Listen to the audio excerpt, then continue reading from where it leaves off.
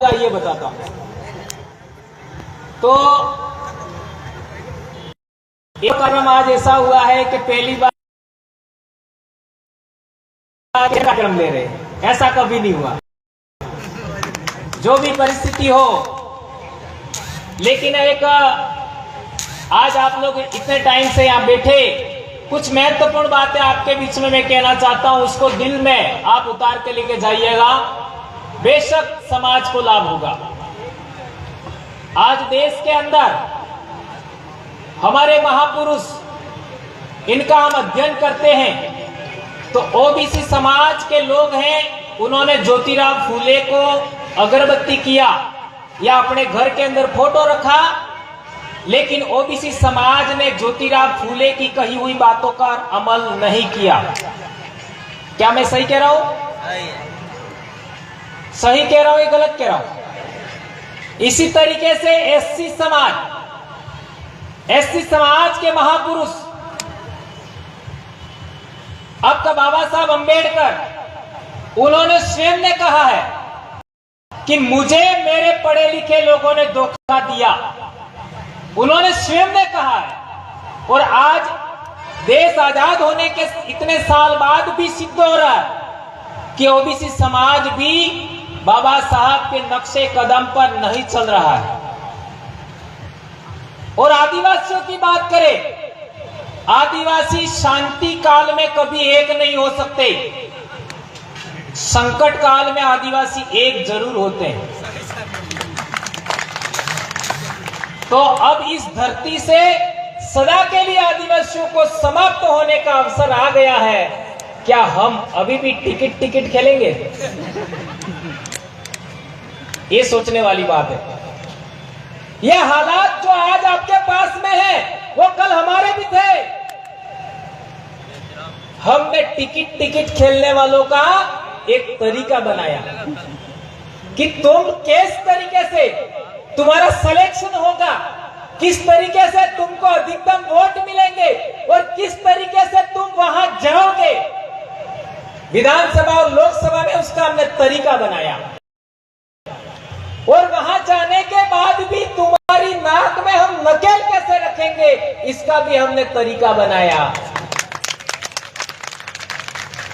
और मेरे पूर्वज भी धार जिले से गए हैं, लेकिन धार जिला वालों ने यह सबक नहीं सीखा। यदि सीख लिया होता तो ये नौबत नहीं आती। ये मैं रतलाम झाबुआ में तो रोज बोलता हूं, रोज का मतलब है महीने 2 महीने में बोलता हूं, तो वे लोग काफी कुछ उनमें परिवर्तन आ गया। धार में दूसरी बार बोल रहा हूं, पहले भी मनावर में बोला था, आज भी मनावर में बोल रहा हूं। परसों ही अलावा जी का फोन आया कि कुक्सी पधारिए। मैंने कहा यार, पहले तुमने मनावर में बुलाया था और अभी 7-8 दिन हो गए, मनावर वाले आए थे मेरे पास में, और सभी लोगों को इनविटेशन देने के बाद लास्ट में मेरे पास आए थे, और मेरी मजबूरी बन गई। मेरे घर पे जिसने खाना खा लिया, पानी पी लिया, चाय पी लिया, मैं उसके घर जरूर जाऊंगा, क्योंकि आदिवासियों की निशानी है। अपने दुश्मन भी उसके घर आ जाता है तो वह उसके साथ दुश्मनी नहीं करता है और उसकी बात रखता है। तो इसलिए हम लोग यहाँ पर पधारे।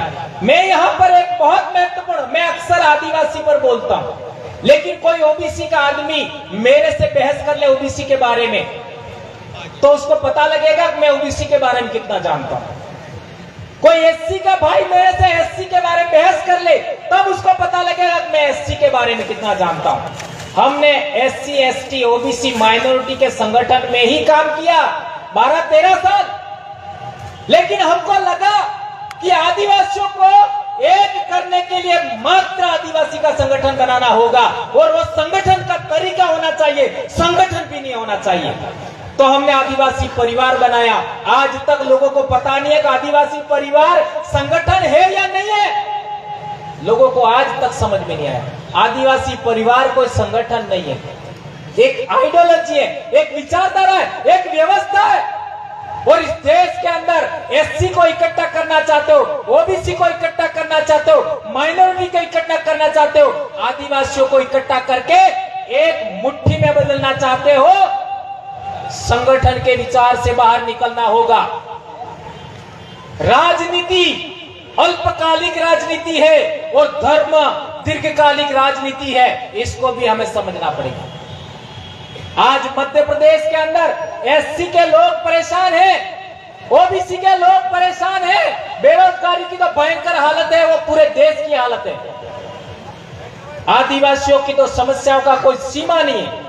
अभी हमारे भाई बहन आकर के बोल रहे थे, ऐसे बहुत भयंकर घटनाक्रम हमारे आसपास हो रहे हैं। मैं आपको एक बात विशेष करके कहना चाहता हूं, वो ये कहना चाहता हूं, आदिवासी आदिवासी आदिवासी बनाम आदिवासी रोकना होगा नंबर 1, एससी बनाम एससी रोकना होगा नंबर 2। जिस दिन ये काम दोनों हो गए, उस दिन ओबीसी भी आपके साथ होगा और आप अजय शक्ति बन जाएंगे। इतनी लाइनें याद कर लो। एक बार और दोहराता हूं, आदिवासी बनाम आदिवासी रोकना होगा, एससी बनाम एससी रोकना होगा। और जिस दिन ये दो काम हो गए, ओबीसी के लोग भी आपका साथ देंगे, माइनॉरिटी के लोग भी आपका साथ देंगे, आप अजय शक्ति बन जाएंगे। इतना सा कहना चाहता हूं। क्या आप इस बात को इत्तेफाक रखते हैं? क्या मैं सही कह रहा हूं? यह हमारे इलाके में हुआ है।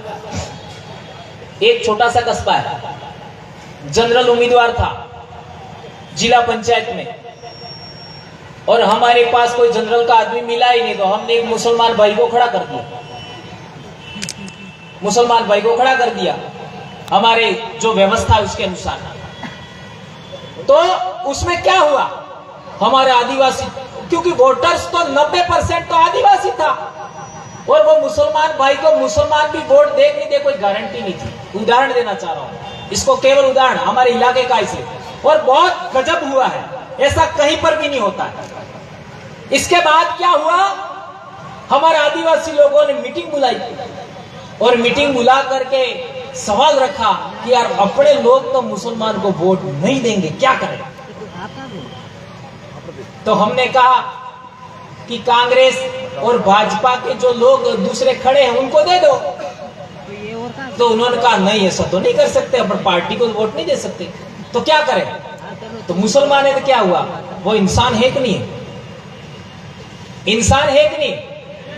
और 2000 का दंगा हुआ, 2002 का, उससे पहले तो हमारे गांवों में रहते थे, दुकानें चलाते थे, हमको कोई प्रॉब्लम नहीं हुई आज तक।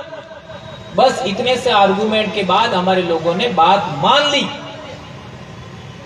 और आज वो हमारे इलाके में जिला पंचायत का चुनाव जीत गया। पहली बार देश आजाद होने के बाद किसी पार्टी ने उसको, उन माइनॉरिटी के लोगों को इतनी बड़ी टिकट नहीं दिया, और वो जीत गया। आज हमारे समाज के तमाम कार्यक्रमों में वो भाई जाता है, तमाम कार्यकर्ताओं में। यह विश्वास कायम करना होगा। हमारे आदिवासी लोग उस आदमी पर बिलीव किया, विश्वास किया, वो खरा उतर रहा है आज की तारीख में। इसी तरीके से हमने एक एससी के भाई को भी टिकट दिया, क्योंकि एक टिकट ऐसे भी थी हमारे जिले में। तो वो बंदा लास्ट टाइम में खिसक गया, तो वो हमारे लोगों ने उसको नहीं दिया, क्योंकि वो लास्ट टाइम में खिसक गया। तो मेरे कहने का मतलब ये है कि आपको अपने समाज पर विश्वास है, और दूसरे जो लोग आपके साथ में हैं उन पर विश्वास है। यदि विश्वास कायम करने में कामयाब हो जाते हैं तो हमारा जीतना संभव है। मैं किसी पार्टी की बात नहीं कर रहा, मैं राजनीति की बात नहीं करता, लेकिन आज की तारीख में राजनीति ही देश पर तमाम प्रकार की समस्याओं का कारण बन गई है। आज सुप्रीम कोर्ट देख लीजिए, सुप्रीम कोर्ट के जजमेंट देख लीजिए, इन जजमेंटों का लागू नहीं होने का कारण भी राजनीति है। देश में बेरोजगारी का कारण भी राजनीति है, जल जंगल जमीन छीनने का कारण भी राजनीति है, अत्याचार, दमन, शोषण नहीं रुकने का कारण भी राजनीति है। इस राजनीति का परिमार्जन करना ही होगा, करना ही होगा। और वो तब तक नहीं होगा जब तक आप पूना पैक्ट को नहीं समझेंगे, पूना पैक्ट को नहीं समझेंगे।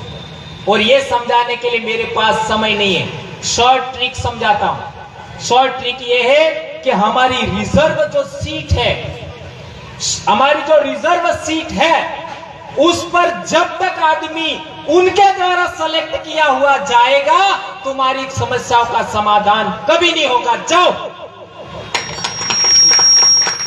तुम्हारे द्वारा सेलेक्टेड आदमी वहां जाना चाहिए। एक लाइन में जवाब है इसका, उनके द्वारा सेलेक्टेड आदमी नहीं जाना चाहिए, तुम्हारे द्वारा सेलेक्टेड आदमी जाना चाहिए। और जब ये करने के लिए बैठोगे तो तुम्हारे अंदर सिलेक्शन की बात आएगी तो एक आदमी खड़ा होना चाहिए, दो खड़े होने चाहिए, वहां 50 खड़े हो जाते हैं, उनको कैसे रोकें? ये है तरीका, ये है बात। उसके लिए हम लोगों ने जनप्रतिनिधि सिलेक्शन प्रणाली बनाई है। और ये जनप्रतिनिधि सिलेक्शन प्रणाली आप लोगों ने समझ ली। ये मैं मंच पर नहीं बोल सकता, मैं जानता हूं लेकिन बोलूंगा नहीं। हमारे इसके लिए ट्रेनिंग देने वाले लोग हैं। जनप्रतिनिधि सिलेक्शन प्रणाली को आप समझोगे तो ही 2023 में आप सफल होंगे। मैं पुनः यहां से कह के जा रहा हूं, वरना आप सफल नहीं होंगे। लिख लो आज ही। साइन चाहो तो मेरे साइन कर देता हूं मैं, मेरे साइन दूसरा कोई नहीं कर सकता। नहीं जीतोगे, गारंटी दे रहा हूं। यदि आप लोगों ने इस बात को रोका, कौन सी बात को? एक से अधिक खड़े हो जाते हैं आदमी, उनमें से एक कैसे करें, यह तरीका नहीं सीखोगे तो आप लोग सफल नहीं हो सकते। इसी बात के लिए हम लोग यहाँ के मध्य प्रदेश के लोगों को बार बार सजेशन करते हैं और कई लोग इस बात को समझ भी गए। मैं यहाँ पर यहाँ के विधायक महोदय जी के विरोध में नहीं आया हूं। नंबर 1, मैं यहाँ पर आपके समर्थन में नहीं आया हूं। नंबर 2, ये बात अच्छे तरह समझिए, न यहाँ के विधायक जी के विरोध में आया हूं, न आपके समर्थन में आया हूं। मुझे पहले से पता था मध्य प्रदेश के सबसे ज्यादा जाबाज लड़ाके, सबसे ज्यादा जाबाज कार्यकर्ता यहां इकट्ठा होंगे, इसलिए मैं आया। और वो जाबाज लड़ाकों को यदि मैंने आने वाले समय में जो समस्याएं हमारे समाज के सामने आने वाली है, आपके सामने आने वाली है, उसका थोड़ा बहुत भी आपको मैंने समझा दिया तो मैं सफल हो जाऊंगा, ऐसा सोच करके मैं आया हूं। इसलिए मेरे भाइयों, आप लोगों से बार बार अनुरोध है मेरा, एक बात गांठ बांध लीजिए, आज के बाद कभी भी आदिवासी बनाम आदिवासी नहीं करेंगे, एससी बनाम एससी नहीं करेंगे, ओबीसी बनाम ओबीसी नहीं करेंगे, माइनॉरिटी बनाम माइनॉरिटी भी नहीं करेंगे, क्योंकि आप मुस्लिम भाई भी सुन रहे हैं। अब सवाल पैदा होता है बहुत महत्वपूर्ण, जो लोग हमारे आदिवासी समाज के ही लोग, जो आदिवासी समाज में ही पैदा हुए, वे लोग रात दिन आदिवासी समाज को बिखेरने का काम करते हैं, उनका क्या? जो लोग एससी समाज में पैदा हुए और एससी समाज को रात दिन बिखेरने का काम करते हैं, उनका क्या?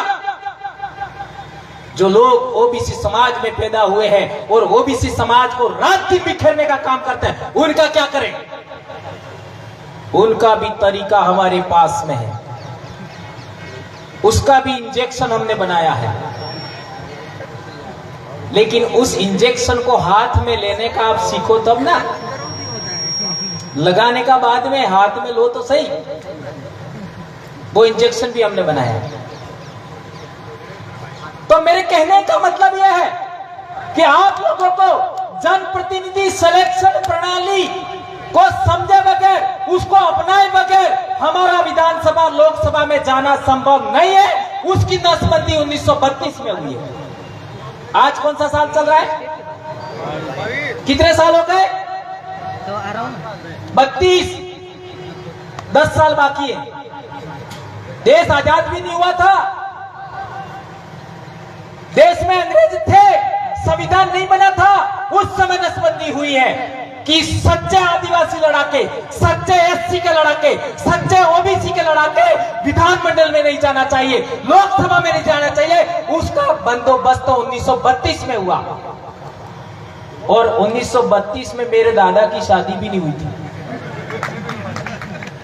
मेरे दादा की शादी भी नहीं हुई थी। सोच लो वो लोग कितना एडवांस है जिनको आप विरोधी मानते हैं।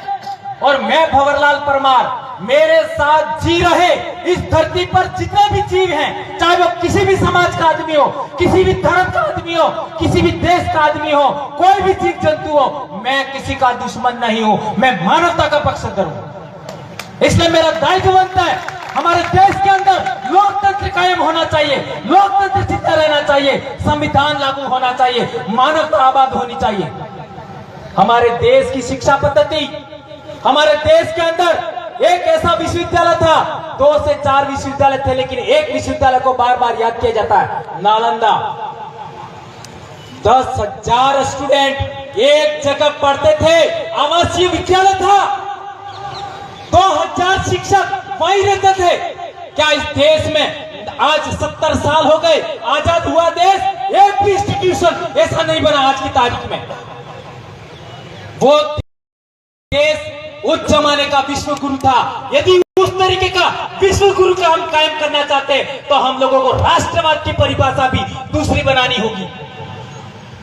सच्चा राष्ट्रवाद क्या है? हमारे साथ जी रहे सभी जीवों का कल्याण होना चाहिए, यह सच्चे राष्ट्रवाद की परिभाषा होनी चाहिए। इसको आप जिएंगे, ऐसा मैं विनम्र अनुरोध करना चाहता हूं। दोस्तों, मैं बार बार कहना चाहता हूं आपको एक बात, कि आप लोग यदि डेमोक्रेसी के अंदर, आप लोकतंत्र के अंदर संविधान को मानते हुए, कानून को मानते हुए आप विधानमंडल में जाना चाहते हैं, लोकसभा में जाना चाहते हैं, आप एक बार जनप्रतिनिधि सिलेक्शन प्रणाली कैसे होगी और इसका इंप्लीमेंट करने से क्या लाभ होगा, उसका हमारे राजस्थान के लोगों से एक बार आप प्रशिक्षण जरूर लेंगे, ऐसा मैं कहना चाहता हूं। और आपको वहां नहीं आना है, वो लोग आपके पास आएंगे, क्योंकि आपका और मेरा खून एक ही है। यह कहना चाहता हूं, यदि आप भील है, भिलाला है या बारेला है, तो भी भंवरलाल परमार और आपका खून एक ही है, उसको कोई मायका अलग अलग नहीं कर सकता। ये बात मैं बार बार कहना चाहता हूं। ये रामदेव काकोड़िया, ये हमारा लोकेश मेरा छोटा भाई, और ये 2-4 भाई, सुमेर भाई, कितना बढ़िया बेहतर बोले, और बहुत सारे बातें कितना बढ़िया बोले, लेकिन क्या कारण है कि हम लोग पुलिस केस में फंस जाते हैं? इसका भी हम लोगों को थोड़ा सा और मंथन करने की जरूरत है। मैं उसके बारे में ज्यादा बात नहीं करूंगा। एक इंपॉर्टेंट बात, ये बहन आई थी, उनके लिए आप लोग जो भी थोड़ा बहुत न्याय दिलाने में सक्षम हैं, क्योंकि यहां पर हमारे से ज्यादा लोग रहते हैं और आप सक्षम हैं, आपके ऊपर कोई प्रश्नवाचक चिन्ह लगा सकता। पूरे देश के अंदर, पश्चिमी भारत के अंदर आदिवासियों के संगठन है, वो सबसे ज्यादा ताकतवर है, सब लोग जानते हैं, और आप उनको न्याय दिलाएंगे ऐसा मैं मानता हूं। एक इंपॉर्टेंट बात और कहना चाहता हूं मैं, 30 तारीख को हमारे पूरा बहुत बड़ा कार्यक्रम हमारे राजस्थान में हो रहा है। या कम से कम 10 से 12 लोग हम बोलने वाले आने वाले थे, लेकिन उस काम में लगे हुए हैं। हमारे एमएलए साहब है, वो भी आने वाले थे, लेकिन वो सब उनकी ड्यूटी वहां लगा दी हमने। तो मैं ये कहना चाहता हूं कि आप लोगों को वहां पधारना है, वहां पधारना है, और वहां पर आपको बोलना है। भले मैं बोलने से रह जाऊं चलेगा, कांति भाई बोलने से रह जा चलेगा, लेकिन आप एक बार आइए, आप एक बार, कई भाई हमारे ये 8-10 भाई यहां बैठे हुए जो कई बार वहां राजस्थान में आए, जैस के मेरा अभी मामला हुआ उसमें भी आए थे, बोले। मैं दिल से सल्यूट करता हूं तमाम भाइयों को, लेकिन वहां आप आइए और आप हमारे लोगों से जुड़िए और हम आपसे जुड़ेंगे। आदिवासियों की एक समस्या है, एससी समाज की एक समस्या है, ओबीसी समाज की भी एक समस्या है। वो अपने साथ सबको जोड़ना चाहते हैं, लेकिन वो किसी के साथ जुड़ना नहीं चाहते। समझ रहे? मैं आपको मेरे साथ जोड़ना चाहता हूं, लेकिन मैं आपसे नहीं जुड़ना चाहता। मैं क्या समझता हूं, हर एक आदमी क्या समझता है जो बड़ा लीडर है, ये लोग मेरे कहे अनुसार चलने चाहिए। हम लोग ऐसा नहीं करते। हमारी जो राय बनती है वो ही फाइनल। आदिवासी परिवार का अध्यक्ष कौन है मालूम है आपको? आदिवासी परिवार का संयोजक कौन है, अध्यक्ष कौन है, प्रभारी कौन है? आम राय है वह आदिवासी परिवार का अध्यक्ष है। आम राय। मैं अध्यक्ष नहीं हूं, न कांतिभाई अध्यक्ष है, न राजकुमार अध्यक्ष है, कोई नहीं है। आम सहमति, आम राय है, वही अध्यक्ष है। अभी हमारे पिछले 2018 से कुछ साथी हमारे से अलग हो गए। क्यों अलग हो गए? इन टिकटों के चक्कर में। अभी हम लोगों ने पिछले कुछ 2-4 दिनों से हम लोग अभी उनके से सहमति ले रहे, चर्चा कर रहे, तो वो तो उसी तैयारी में बैठे थे कि वो हमारे पास कब आए, हम लोग उनके साथ जुड़े। हमारा सुलह हो रहा है और सुलह हो जाएगा। हमारा तमाम प्रकार के लोग हमारे से दूर है, वो हमारे साथ जुड़ जाएंगे, इसकी गारंटी मैं आपको यहां पर अभी दिन डूबे दे सकता हूं। तो आप लोगों से मेरा अनुरोध है कि जो लोग हमारे समाज से, हमारे संगठन से अलग हुए हैं, उनको भी हमें जोड़ना चाहिए। मैंने अलावा जी को यह भी कहा, इस पंचायत में जाने के बाद तुम्हारे पास भी हम आएंगे, भले वो आज आए, कल आए, परसों आए, कभी भी आएंगे। और यदि आप हमारी बात सुनते हैं तो हम सलाह मशवरा करके एकजुटता कायम करने का भी प्रयास कर सकते हैं। यदि दोनों गुट हैं वो सहमत हो तो, ये भी हमने बोला है।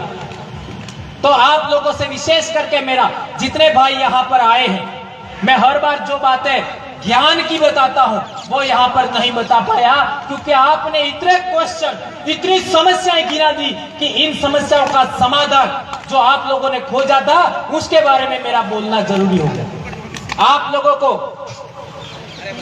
आर्टिकल 51AH के बारे में जानकारी रखना होगा। 51AH, आर्टिकल 19, आर्टिकल 13(3) को, उनके बारे में विशेष करके आर्टिकल 25, उनके बारे में आपको बहुत इंपॉर्टेंट बातें, जो संविधान भी कौन सा, जो प्रारंभ में लिखा गया था, उस संविधान की बुकलेट लाइए, सुप्रीम कोर्ट के जजमेंट पढ़िए, उनके आधार पर आप लोग काम करिए। और बोलने में जो हम वक्तव्य देते हैं उसमें एग्रेसिवता लॉज के समान होनी चाहिए। कैसे? थोड़ा धीरे, फिर थोड़ा सा फास्ट, फिर थोड़ा धीरे, फिर थोड़ा फास्ट, इस तरीके से बोलना चाहिए हमको। धारा प्रवाह, एग्रेसिव नहीं होना चाहिए। और किसी भी तरीके से हमारा गुस्सा मारना सीखना होगा। मेरे को भी, मैं बहुत ही आपका गुस्सेल आदमी हूं, लेकिन मेरे को एक आदमी ने बताया था, भंवरलाल गुस्सा मारना सीखना होगा। और मैंने गुस्सा मारना सीखा, आज मैं बहुत सहनशील बन गया हूं। अभी मेरे को कोई भी लोग गाली देते, मेरे को कोई फर्क नहीं पड़ता। बहुत कुछ अनाप शनाप कहते हैं, मेरे रंग के बारे में भी बात करते हैं। मैं 2011 में इस बीमारी से ग्रसित हुआ, लेकिन यह बीमारी से ग्रसित होने के बाद मैं सबसे ज्यादा फेमस हुआ। मेरे फोटो आगे के नहीं मिलेंगे, क्योंकि मैं तो 2002 से काम करता हूं समाज में, लेकिन 2011 में मेरे को हुआ, उससे पहले कई फोटो नहीं मिलेंगे। फेसबुक पर एक फोटो मिलेगा मात्र। आज लाखों लोगों के पास मेरे फोटो है, लाखों। और न जाने कहां लोग सुनते हैं। ये बीमारी होने के बाद मैं और ज्यादा फेमस हुआ। उसका कारण यह है कि मैंने जो जानकारी हासिल किया, वो परिपक्वता हासिल किया, बोलने का तरीका विकसित किया, वो चीज आप लोगों को पुनः कायम करना होगा, आपको सीखना होगा। आप में बहुत काबिलियत है। मैं चाहता हूं कि भंवरलाल परमार जैसे कम से कम 100 से 150 आदमी इस मध्य प्रदेश में पैदा हो, आपकी गुलामी सदा के लिए समाप्त हो जाएगी, यह मैं कहना चाहता हूं। और वो लोग एससी के भी होना चाहिए, माइनॉरिटी के होना चाहिए, ओबीसी के होना चाहिए, और मेरे खून के तो हर हाल में होना चाहिए। और मैं, वो पोटेंशियल आप में है, वो काबिलियत आप में है, बस थोड़ा सा आपको प्रशिक्षण लेने की जरूरत है, कैडर लेने की जरूरत है। और एक बार पुनः कहना चाहता हूं, जयस संगठन को बिखरने से रोकना है, इसको मजबूत बनाना है। भंवरलाल परमार की रईस है जिंदगी खत्म हो जा चलेगा, लेकिन मैं आपके जयस को पुनः मजबूत देने के लिए, मजबूती देने के लिए, उसको पुनः मजबूत बनाने के लिए, पुनः एक करने के लिए अपनी जान की बजाय बाजी लगाने के लिए तैयार हूं। आज हमारे राजस्थान में देख लीजिए, पड़ोसी गुजरात में देख लीजिए, आदिवासी परिवार की मजबूत जड़ें कायम हो गई है, उसको अब कोई हिला नहीं पाएगा। मैंने एक किताब भी लिखी है, आदिवासी परिवार विजन बुक, उसको भी आप लोगों को पढ़ना चाहिए। लेकिन आप कहोगे कि मेरे को दे दो, मैं कभी देने वाला नहीं हूं। उसके लिए आपको मेरे घर आना पड़ेगा। रोटी का प्रबंध करूंगा, सोने का प्रबंध करूंगा, वो नहीं मिलेगा जी। हाँ, फोटो भी नहीं मिलेगा। वो बोल रहे, उनको मालूम है इसमें क्या क्या लिखा है। इतनी इंपॉर्टेंट बातें, इतनी इंपॉर्टेंट बातें लिखी है कि हमारे समाज को किस तरीके से हम जोड़ सकते हैं, और जुड़ने के बाद टूटेगा कैसे नहीं, वो सब बातें लिखी हुई है। हम देते क्यों नहीं है? क्योंकि पता ही नहीं पड़ता साला कौन हमारा है कौन। आगे नहीं बोलता हूँ। बहुत सारी बातें आप लोगों ने सुनी, इतने टाइम तक आप बैठे, और एक दो साथी हमारे बीच में और हैं, उनको भी सुनना है, इसलिए मैं अपनी बात को जितनी कह दी उतना ही। लेकिन एक बात जो मैंने बार बार बोली, उसको याद रखना, आदिवासी बनाम आदिवासी नहीं, एससी बनाम एससी नहीं, ओबीसी बनाम ओबीसी नहीं। लेकिन जो लोग हमारे समाज के आदिवासी होकर के आदिवासी के विरोध में काम करते हैं, उनको कैसे रोका जाए, उसका इंजेक्शन हमने बनाया है। उस इंजेक्शन को आप लोग एक बार समझने के लिए तैयार हो जाएंगे। इतनी बात मैं कह करके अपनी बात समाप्त करता हूं। जय आदिवासी, जय जोहार, जय बिल प्रदेश। हाँ, बहुत अच्छी बात है, मैं भूल जाता।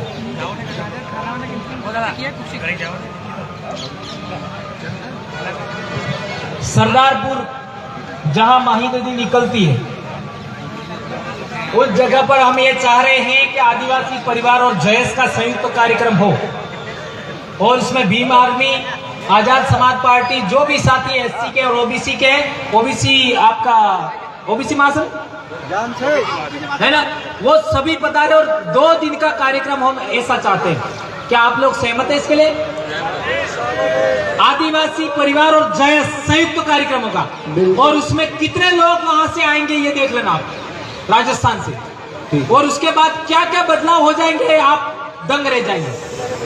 तो आप लोग उसके लिए हम लोग सब मिलकर के ऐसा प्रयास करें। एक बात ये कहना चाहता हूं, उससे पहले 30 तारीख को आपको हमारे जिले में पधारना है, और आप सुबह बताइए, पहले दिन आ जाइए, हमारे घर पे आ जाइए, मेरे घर पे, कोई बात नहीं। मैं भी बाप की अकेली संतान हूं, 2011 से बीमार हूं, अकेली संतान हूं मैं, लेकिन फिर भी काम कर रहा हूं। तो आप लोग मेरे घर आ जाइए, आपको रोटी खिलाने का, सुलाने की गारंटी मेरी।